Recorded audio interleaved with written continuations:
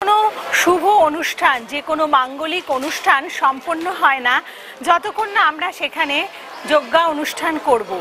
আসলে যজ্ঞ হচ্ছে আমাদের হিন্দু ধর্মের অন্যতম কৃত্যা অনুষ্ঠান, যার মাধ্যমে আমরা ঈশ্বরের আশীর্বাদ গ্রহণ করি। মহারাজ কল্যাণেশ্বর, যিনি হোমের গুরু, চিতা হোমের মহাগুরু, তিনি খোদ কামাখ্যা ধামে এসে এখানে যেই হনুমানজির মন্দির রয়েছে, মন্দির চত্বরের ভেতরে ঠিক তার পাশে একটি যজ্ঞকুণ্ড আছে এবং যজ্ঞাদি করার জন্য একটি ঘর আছে। সেখানে বসে তিনি যজ্ঞা অনুষ্ঠানের আয়োজন করেছেন এবং যজ্ঞা অনুষ্ঠান সম্পন্ন করছেন।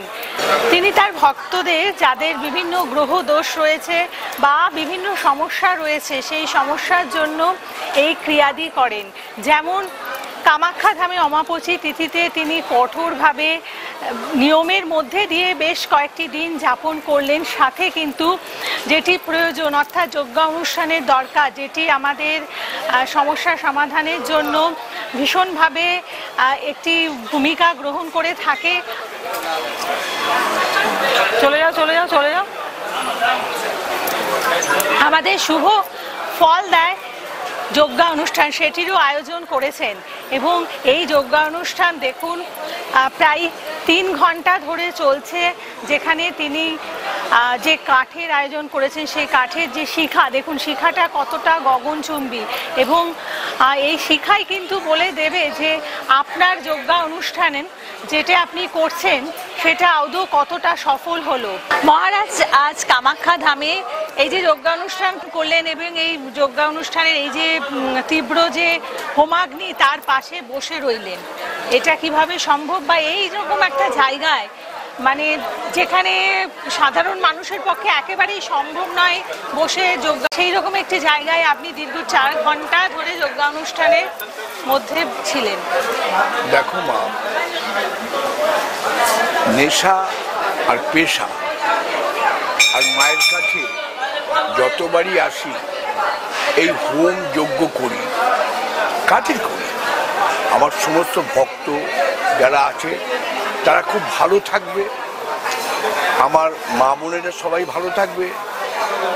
আর একটা কথা, এই যে 4 ঘন্টা 4.5 ঘন্টা হোম করলাম সারা ভারতবাসীর মঙ্গলের জন্য, সারা ভারতবাসীর মঙ্গলের জন্য।